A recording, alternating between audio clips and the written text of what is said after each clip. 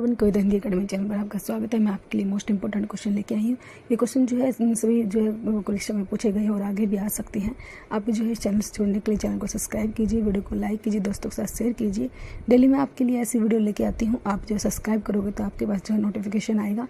Daily मैं आपके लिए वीडियो डालती हूँ, आप उस वीडियो को जो है अच्छे से देखना, आपकी जो पेपर में हेल्प होगी। और प्लीज़ दोस्तों जो है आप चैनल को सब्सक्राइब जरूर कीजिए। और जो है क्वेश्चन स्टार्ट करते हैं। क्वेश्चन नंबर 1 है, भारतीय संविधान के अनुसार हिंदी के साथ साथ अंग्रेजी का प्रयोग कितने वर्षों तक करने का सुझाव दिया गया था। पहला ही क्वेश्चन जो है मोस्ट इम्पोर्टेंट है, बताना है भारतीय संविधान के अनुसार हिंदी के साथ साथ अंग्रेजी का बी आंसर होगा 15 वर्षों तक। 15 वर्षों तक जो है प्रयोग करने का सुझाव दिया गया था। ये आप जो है अच्छे से याद रखोगे। क्वेश्चन नंबर 2 है, हिंदी की पहली बोलती फिल्म आलम आरा किस वर्ष में रिलीज हुई थी। कौन सा वर्ष है वो जब वो रिलीज हुई थी। हिंदी की पहली फिल्म जो है वो आलम आरा है, ये आप ध्यान रखोगे। वो कौन से वर्ष में, तो सी होगा 1931। 1931 ईस्वी में ये रिलीज हुई थी, 14 मार्च। ये भी आप नोट करोगे, 14 मार्च। क्वेश्चन नंबर 3 है, तैरने की इच्छा को कहते हैं। तैरने की इच्छा को क्या कहते हैं, तो बी होगा तितिर्षा। तो क्वेश्चन नंबर 4 है, निम्नलिखित में से शुद्ध शब्द बताइए। पेपर में ऐसे ही आपसे क्वेश्चन पूछे जाते हैं, शुद्ध बताना है हमने। इनमें से कौन सा है, मात्राओं का ध्यान रखना है, इसमें कौन सी मात्रा कहाँ पर आएगी। तो बी होगा, बी इसमें बिल्कुल सही लिखा हुआ है, ये बिल्कुल शुद्ध है। क्वेश्चन नंबर 5 है, हिंदी का पहला आंचलिक उपन्यास कौन सा था। पहला आंचलिक बताना है कौन सा है। पहला आंचलिक वैसे तो जो है आंचलिक ए मैला आंचल जो है वो पहला आंचलिक है। ये फणीश्वरनाथ रेणु ने लिखा था, ये आप नोट करोगे। फणीश्वरनाथ रेणु ने। झूठा सच जो है आपका बंटी, गोदान, तीनों ही इम्पोर्टेंट है। ये गोदान जो है प्रेमचंद जी का है, झूठा सच जो है यशपाल जी का है। क्वेश्चन नंबर 6, जो स्त्री सूर्य भी न देख सके वाक्यांश के लिए एक शब्द है। वाक्यांश के लिए एक शब्द भी पेपर में आता है। पेपर के हिसाब से क्वेश्चन जो है आपसे पूछे गए हैं, डी आंसर होगा। क्वेश्चन नंबर 7 है, मानस का हंस किसकी रचना है। मानस का हंस किसने लिखी है, मोस्ट इंपोर्टेंट रचना है। राइटर का नाम बताना है किसने लिखी है। तो इस क्वेश्चन का राइट आंसर सी होगा, अमृतलाल नागर। अमृतलाल नागर। क्वेश्चन नंबर 8, निम्नलिखित में से लोकोक्ति को चुनिए।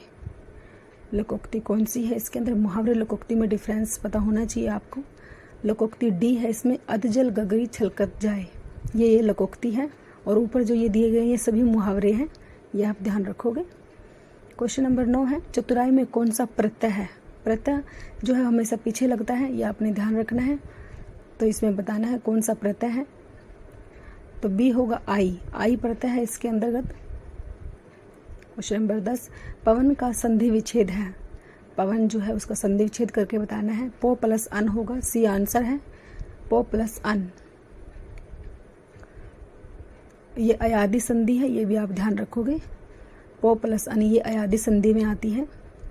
क्वेश्चन नंबर 11, अंत्यज शब्द के लिए सही वाक्यांश है। सही वाक्य कौन सा है, इसके अंतर्गत तीनों चारों सेम से लगते हैं, लेकिन इनमें से हमने जो बिल्कुल सही है वही बताना है।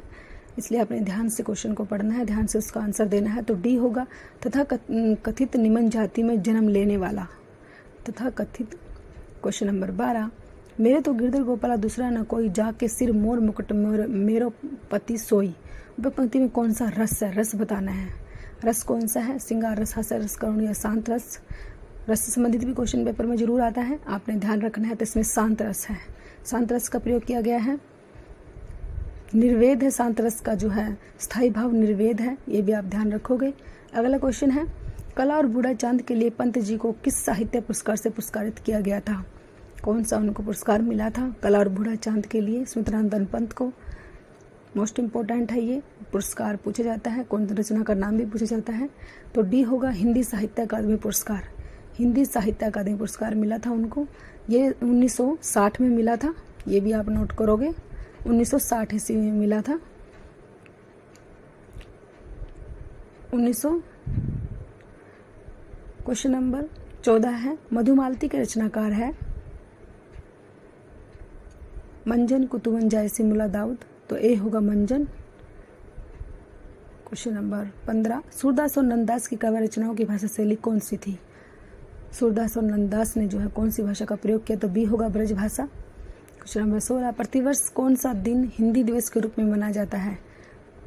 हिंदी दिवस के रूप में 14 सितंबर, डी आंसर होगा 14 सितंबर, ये याद रखोगे। क्वेश्चन नंबर 17, तार सप्तक का प्रकाशन वर्ष है? तार सप्तक का प्रकाशित हुआ तो बी आंसर होगा 1943 ईस्वी में प्रकाशित हुआ था तार सप्तक। 1943 में स्टार्ट हुआ था तार सप्तक, ये आप ध्यान रखोगे। आगे हैं इसके आगे हैं इसके जो है तार सप्तक के। अगला क्वेश्चन है, श्वेत और सफेद का अर्थ है? ऐसे मीनिंग पूछे जाते हैं। सफेद और सफेद में क्या अर्थ है? दोनों का अलग अलग अर्थ है। तो बी सफेद, और इस सफेद का मतलब पसीना होता है। अगला क्वेश्चन है क्वेश्चन नंबर 19, हजारों सैनिक जान पर खेलकर देश की सेवा करते हैं। यह हजारों शब्द है। हजारों शब्द किससे संबंधित है? ये कौन सी संख्या है वो बताना है। हजारों सैनिक जो है क्वेश्चन नंबर 19 है हमारा, तो सी होगा अनिश्चित संख्यावाचक विशेषण है। अनिश्चित हजारों। क्वेश्चन नंबर 20, हिंदी अकादमी का श्लाघा पुरस्कार सबसे पहले किसे दिया गया? श्लाघा पुरस्कार सबसे पहले किसे मिला था वो बताना है। सबसे पहले किसको मिला? तो सी होगा डॉक्टर रामविलास शर्मा को मिला। हिंदी अकादमी का श्लाघा पुरस्कार डॉक्टर रामविलास शर्मा को मिला था सबसे पहला, ये आप ध्यान रखोगे। क्वेश्चन नंबर 21 है, आग का पर्यायवाची शब्द नहीं है। नहीं बताना है, नहीं बड़ा ध्यान से पढ़ना है, नहीं बताना है, इसमें से नहीं है। तो सी व्योम। व्योम जो है आकाश होता है, आकाश। क्वेश्चन नंबर 22, केदार निम्नलिखित में से किसका पर्यायवाची है? केदार। किसका पर्यायवाची है? केदार। सी होगा महेश। महेश का पर्यायवाची है। क्वेश्चन नंबर 23, किसी की सहायता करने वाले के लिए एक शब्द है? सहायक, सहृदय, सहचर, सहकार। मिलते जुलते हैं सभी देखो, लेकिन आपने बड़े ध्यान से आंसर देना है। तो क्वेश्चन नंबर 23 का ए होगा सहायक। सहायक। क्वेश्चन नंबर 24, गृहस्थ का विलोम शब्द है ग्रस्त। सुप्त, ग्राह्य, मुक्त, लुप्त। तो सी होगा मुक्त। मुक्त आएगा इसका विलोम। अपशगुन का विलोम, अपशगुन है उसका विलोम क्या होगा? असकुन, सकुन, पुण्य, पावन। तो बी होगा सकुन। क्वेश्चन नंबर 26, यह मेरा घर है, इस वाक्य में किस प्रकार का विशेषण है? विशेषण बताना है किस प्रकार का है। गुणवाचक, सर्वनामिक, संख्यावाचक या परिमाणवाचक। क्वेश्चन नंबर 26, यह मेरा घर है, तो इसमें जो है बी होगा सार्वनामिक विशेषण है। मेरा सार्वनामिक विशेषण है इसके अंदर। क्वेश्चन नंबर 27, आप भला तो जग भला वाक्य में रेखांकित शब्द कौन सा सर्वनाम है?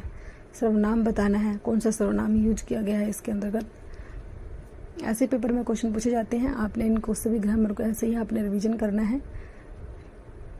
तो कौन सा है इसके अंदर? बी होगा निजवाचक। क्वेश्चन नंबर 28, निम्नलिखित वाक्यों में से शुद्ध वाक्य है? शुद्ध वाक्य भी जरूर पूछा जाता है, 4 दिए जाते हैं आपको, आप उनमें से एक छांटना है जो बिल्कुल शुद्ध है। तो सी होगा वे सब प्रकार के दोषों से मुक्त है, ये इसमें बिल्कुल शुद्ध है। क्वेश्चन नंबर 29, तिलांजलि देना इस मुहावरे का अर्थ निम्नलिखित में से कौन सा विकल्प दर्शाता है? तो मार देना, जला देना, त्याग देना, नाश कर देना। तिलांजलि देना, तिलांजलि देना ये मुहावरे का अर्थ बताना है। क्वेश्चन नंबर 29, तो सी होगा त्याग देना। त्याग देना, तिलांजलि देना। क्वेश्चन नंबर 30, परमेश्वर में कौन सा समास है? समास कौन सा है इसमें बताना है। तत्पुरुष, अविभाव, द्विगु या कर्मधारय? परमेश्वर। तो डी होगा कर्मधारय है, कर्मधारय। क्वेश्चन नंबर 31, नवल सुंदर श्याम शरीर की सजल नीरद सी कल कांति थी में कौन सा अलंकार है? अलंकार बताना है, अलंकार कौन सा है इस लाइन के अंदर। ऐसे आपको लाइन दे दी जाएगी और अलंकार पूछा जाएगा, तो आपने सभी को अच्छे ध्यान से इनको अच्छे से ध्यान रखना है। उपमा अलंकार है इसके अंतर्गत। क्वेश्चन नंबर 32, संयुग में संधि है, संधि बतानी है कौन सी? दीर्घ है, यण है, व्यंजन है, स्वर है, कौन सी संधि इसके अंतर्गत यूज की गई है? तो ए होगा दीर्घ संधि। दीर्घ संधि है इसके अंतर्गत सरयू, जहाँ प्लस सरयू प्लस उर्मी, उर्मी। तो ऐसे इसका संधि विच्छेद कर लेना है आपने। क्वेश्चन नंबर 33, घड़ी में तोला घड़ी में माशा का क्या अर्थ है? डी, जरा सी बात पर क्वेश्चन नंबर 34, दीर्घ संधि, गुण संधि, वृद्धि संधि, यण संधि, अयादि संधि किस मूल भेद के अंतर्गत आते हैं? तो सभी किसके अंतर्गत आते हैं? ये किसके 5 भेद हैं ये? क्वेश्चन नंबर 34, तो ये स्वर संधि के हैं। ये आपने ध्यान रखोगे, स्वर संधि के अंतर्गत आते हैं सभी। दीर्घ संधि, गुण संधि, वृद्धि, यण और अयादि। क्वेश्चन नंबर 35, तौलिया मूलतः किस भाषा का शब्द है? ये पूछा जाता है कौन सी भाषा का, एक शब्द दे दिया जाता है, उसकी भाषा पूछी जाती है कौन सी भाषा का है ये। तो तौलिया जो है वो पुर्तगाली है, ये आप ध्यान रखोगे, पुर्तगाली। क्वेश्चन नंबर 36, निम्न में से कौन सा शब्द शिव का पर्यायवाची नहीं है? नहीं पूछा है भाई, नहीं, ये ध्यान रखना है आपने, नहीं पूछा है, शिव का पर्यायवाची नहीं है, नहीं बताना है। तो ए होगा विशिख। विशिख जो है ये जो है बाण का पर्यायवाची है। तीनों जो है इसके पर्यायवाची थे शिव के। क्वेश्चन नंबर 37, फूले का सकल मही छाई, जनु बरसा ऋतु प्रकट बुढ़ाई। निम्नलिखित पंक्ति में कौन सा अलंकार है? अलंकार पूछा है तो उत्प्रेक्षा, जहाँ पर जनु, मानो, मनु आ जाए वहाँ उत्प्रेक्षा ही होता है। क्वेश्चन नंबर 38, चाय शब्द का प्रयोग किस वचन में होता है?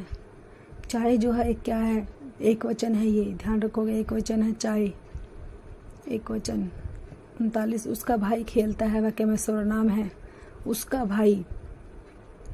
तो कौन सा सर्वनाम है ये बताना है, सर्वनाम बताना है, कौन सा सर्वनाम है? तो बी होगा पुरुषवाचक है ये, उसका। उसका जो है पुरुषवाचक में आता है, उसका जो है पुरुषवाचक में आता है। क्वेश्चन नंबर 40, वह खेल रहा है, किस प्रकार की क्रिया है ये? कृदंत, अकर्मक, सकर्मक, संयुक्त क्रिया। तो ये अकर्मक क्रिया, इसमें कोई कर्म नहीं है। वह खेल रहा है, किससे खेल रहा है ये तो नहीं पता। क्वेश्चन नंबर 41, अम्बु किसका पर्यायवाची है? अम्बु, ए, बी, सी या डी? अम्बु जो है किसका पर्यायवाची है? जल, जल होता है अम्बु। क्वेश्चन नंबर 42, भारतीय भाषा को भारतीय संविधान की किस अनुसूची में शामिल किया गया? और सूची कौन सी थी? तो 42 का ए होगा अष्टम, 8वीं अष्टम अनुसूची में शामिल किया गया था भाषाओं को, सभी भाषाओं को जो है भारत की 8वीं अनुसूची में शामिल किया गया था। क्वेश्चन नंबर 43, नहुस नाटक के रचनाकार हैं? नहुस नाटक, ए होगा गोपाल चंद्र गिरधरदास जी हैं। नहुस नाटक जो है ये भारतेंदु जी के पिताजी हैं, इन्होंने लिखा है नहुस नाटक को। क्वेश्चन नंबर 44, उच्चारण स्थान की दृष्टि से हिंदी के ए और आ स्वर हैं, क्या है ये स्वर? ए और आ। तालव्य, मूर्धन्य, ओष्ठ या कंठ है? तो 44 का डी होगा, कंठ में आता है ए, आ, और कवर्ग आता है इसके अंतर्गत। 45, इनमें से समूहवाचक संख्या कौन सी है? समूहवाचक पूछी है, समूहवाचक संख्या कौन सी है? संख्या डी होगा सेना, सेना समूह का संबोधन कर रही है। क्वेश्चन नंबर 46, मीराबाई की उपासना किस प्रकार की थी? उनकी भक्ति जो है किस प्रकार की थी मीराबाई की? तो क्वेश्चन 40 का सी होगा, माधुर्य भाव की थी। मीराबाई की जो भक्ति थी वो माधुर्य भाव की थी। उपासना, भक्ति, पूजा जो है माधुर्य भाव की थी मीराबाई की। क्वेश्चन नंबर 46 का सी आंसर, माधुर्य भाव।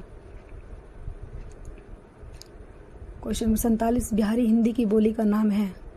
बिहारी हिंदी के अंतर्गत कौन सी बोली आती है ये बताना है। जो है बिहारी के अंतर्गत ए होगा मगही, मगही आती है। बिहारी के अंतर्गत 3 आती हैं, मगही जो है बिहारी के अंतर्गत।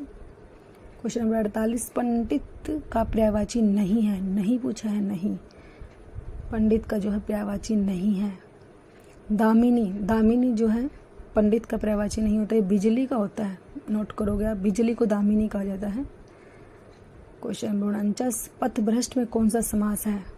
पथ से भ्रष्ट जो हो गया, पथ से भ्रष्ट, पथ भ्रष्ट में कौन सा समास है? समास भी जरूर पूछे जाते हैं पेपर में, तो ये सी होगा, तत्पुरुष समास है ये।